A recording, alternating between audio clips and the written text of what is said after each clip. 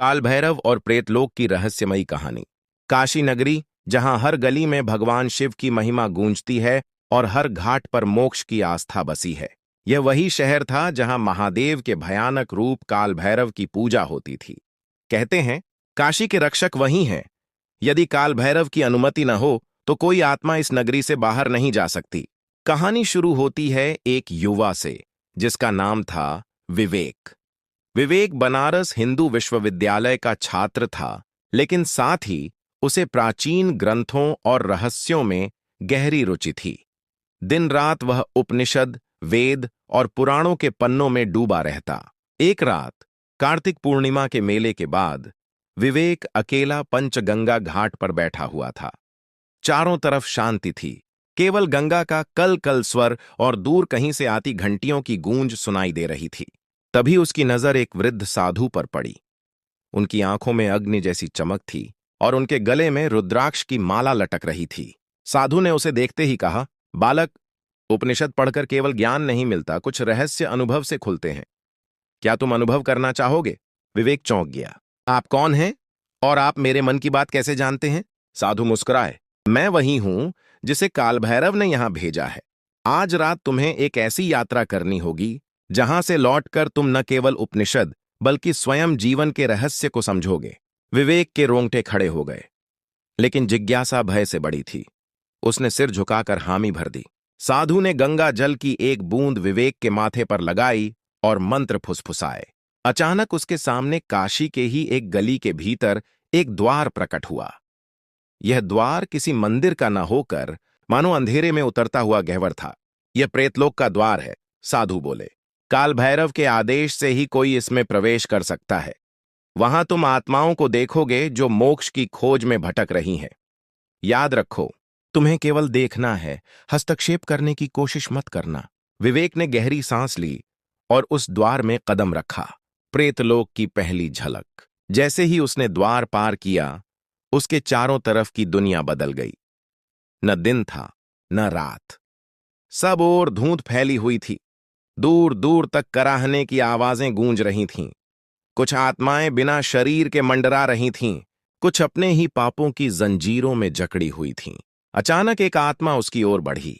वह पीली आंखों वाला, दुबला पतला छाया जैसा था। तुम जीवित हो? यहां कैसे आए? उसने डरावनी आवाज में पूछा। विवेक कांप गया, लेकिन साहस जुटाकर बोला, मैं सत्य की खोज में आया हूं। मैं जानना चाहता हूं कि आत्मा को मोक्ष क्यों नहीं मिलता। वह आत्मा ठहाका मारकर हंस पड़ी। मोक्ष? वह केवल भाग्यवानों को मिलता है। हम जैसे पापियों को तो बार बार जन्म और मृत्यु के चक्र में भटकना पड़ता है। यहां कोई उपनिषद काम नहीं आता, केवल काल भैरव की कृपा ही मुक्ति दिला सकती है। यह सुनकर विवेक के भीतर भय और जिज्ञासा दोनों बढ़ गए। उसने आगे कदम बढ़ाया। वह जैसे जैसे आगे बढ़ता गया, धुंध गहरी होती गई। अचानक चारों तरफ शंख ध्वनि और डमरू की गूंज सुनाई दी। अंधकार चीर कर एक विराट आकृति प्रकट हुई। काले शरीर पर बाघ की खाल, गले में मुंडों की माला, हाथ में त्रिशूल और आंखों में अग्नि। विवेक समझ गया, यह स्वयं काल भैरव थे। उनकी आवाज गूंजी, हे बालक, तुम सत्य की खोज में यहां आए हो। जान लो, आत्मा का सबसे बड़ा शत्रु उसका अहंकार है। जिसने अहंकार त्याग दिया, वही मोक्ष का अधिकारी है। उपनिषदों में यही संदेश छुपा है, लेकिन मानव इसे शब्दों में ढूंढता है, अनुभव में नहीं। विवेक ने कांपते हुए प्रश्न किया, भगवान, क्या मैं यह सत्य दूसरों को बता पाऊंगा? काल भैरव की आंखें और भयानक हो गईं। यदि तुमने देखा हुआ सत्य बताया तो यह श्राप है। तुम्हें भी प्रेतलोक में भटकना पड़ेगा। केवल वही ज्ञान बांटो जो मनुष्यों को धर्म और भक्ति की ओर ले जाए, न कि रहस्यों की ओर। यह सुनते ही विवेक का मन विचलित हो गया। काल भैरव के शब्दों से विवेक का मन भयभीत हो गया था, लेकिन उसकी जिज्ञासा अभी भी जीवित थी। वह प्रेतलोक की गहरी धुंध में आगे बढ़ने लगा। धीरे धीरे उसके सामने एक नगर आकार लेने लगा। यह नगर अजीब था। टूटी हुई हवेलियां, जली हुई महल की दीवारें और चारों ओर चीख पुकार। नगर के बीचों बीच एक विशाल सिंहासन रखा था, जिस पर राख से सना हुआ एक प्रेत बैठा था।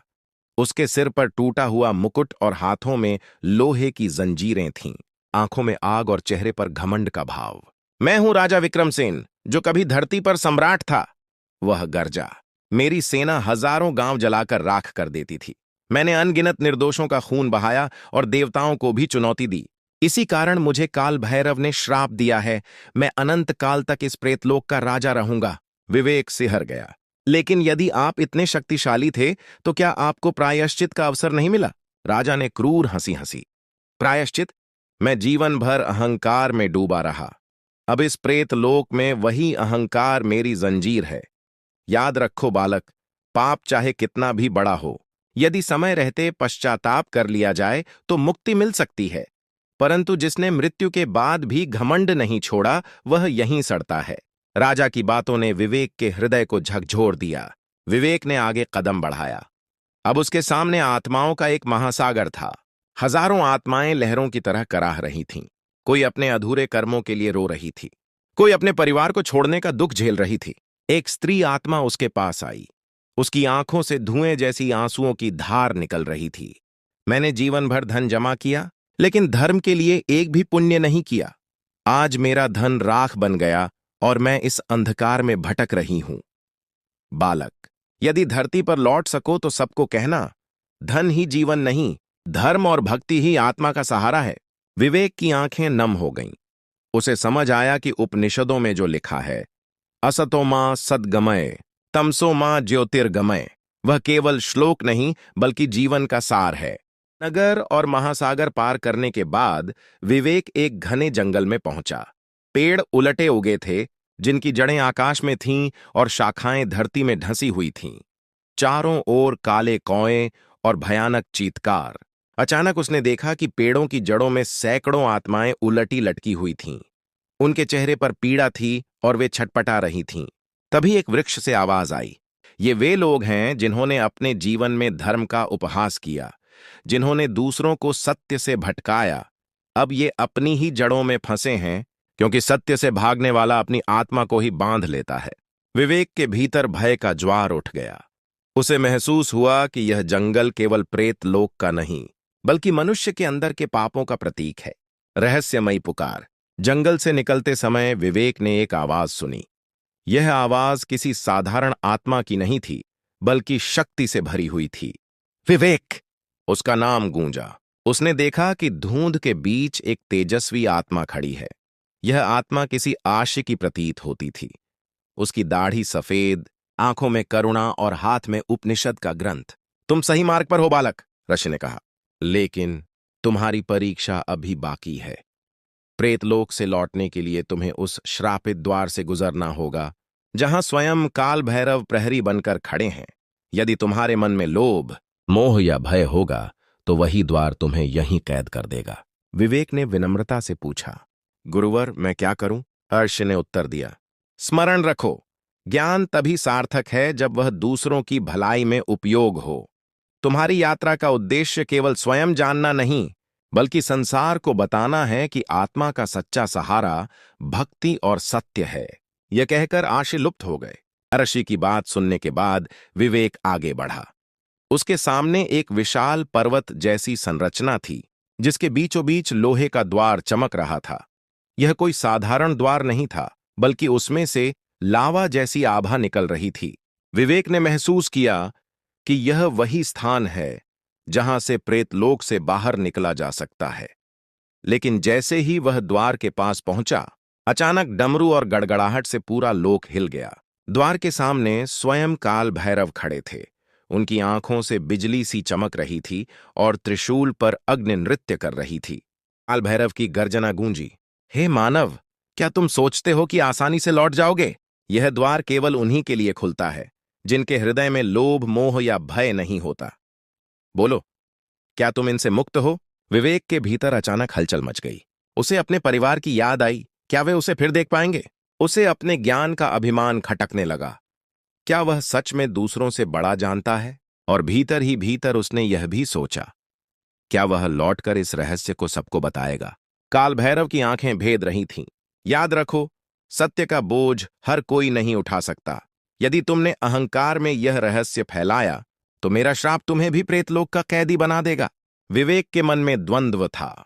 एक ओर उसकी प्यास थी सत्य को बताने की, दूसरी ओर भय था श्राप का। उसने आंखें मूंदी और मन ही मन उपनिषद की पंक्ति दोहराई, तमसो मां ज्योतिर्गमय मृत्युर्मा अमृतम गमय। हे प्रभु, मुझे अंधकार से प्रकाश की ओर, मृत्यु से अमृतत्व की ओर ले चलो। धीरे धीरे उसका मन शांत होने लगा। उसने काल भैरव के सामने झुककर कहा, भगवान, मैं अब समझ गया हूं, ज्ञान केवल शब्दों में नहीं बल्कि आचरण में जीना चाहिए। मैं इस रहस्य को किसी पर थोपूंगा नहीं, बल्कि लोगों को धर्म और भक्ति के मार्ग पर प्रेरित करूंगा। काल भैरव का आशीर्वाद। यह सुनकर काल भैरव की भयानक आंखें धीरे धीरे करुणामयी हो गईं। विवेक, तुमने परीक्षा पार कर ली। अब यह द्वार तुम्हारे लिए खुलेगा। लेकिन स्मरण रखो, मानव जीवन क्षण भंगुर है। सच्चा तप वही है जिसमें आत्मा विनम्र होकर सत्य और करुणा का मार्ग अपनाए। द्वार धीरे धीरे खुला और तेज प्रकाश फैल गया। काशी में वापसी। विवेक ने पाया कि वह फिर से उसी पंचगंगा घाट पर बैठा है जहां से उसकी यात्रा शुरू हुई थी। सामने वही साधु खड़े थे। साधु मुस्कुराए। तो बालक, अनुभव कैसा रहा? विवेक ने हाथ जोड़कर उत्तर दिया, अब मैं जान गया हूं कि उपनिषद केवल पढ़ने की वस्तु नहीं बल्कि जीने का मार्ग है। सत्य वही है जो आत्मा को अहंकार, लोभ और भय से मुक्त करे। साधु ने आशीर्वाद दिया और धुएं में विलीन हो गए। जीवन का परिवर्तन। उस दिन के बाद विवेक का जीवन बदल गया। उसने अपने ज्ञान का उपयोग लोगों को भ्रमित करने के लिए नहीं बल्कि धर्म, भक्ति और करुणा की राह दिखाने के लिए किया। वह लोगों को समझाने लगा कि धन, शक्ति और अहंकार क्षण भंगुर हैं। भक्ति, सत्य और करुणा ही आत्मा का सच्चा सहारा है। उपनिषदों का सार यही है कि आत्मा को अहंकार से मुक्त करके परमात्मा में विलीन किया जाए। लोग उसके प्रवचन सुनकर बदलने लगे और विवेक जानता था कि यह सब काल भैरव की कृपा का परिणाम है। काशी की गलियों में आज भी यह कथा सुनाई जाती है। कहते हैं, जिसने यह कथा श्रद्धा से सुनी उसके भीतर भी भय कम होता है और भक्ति का प्रकाश जगमगाने लगता है।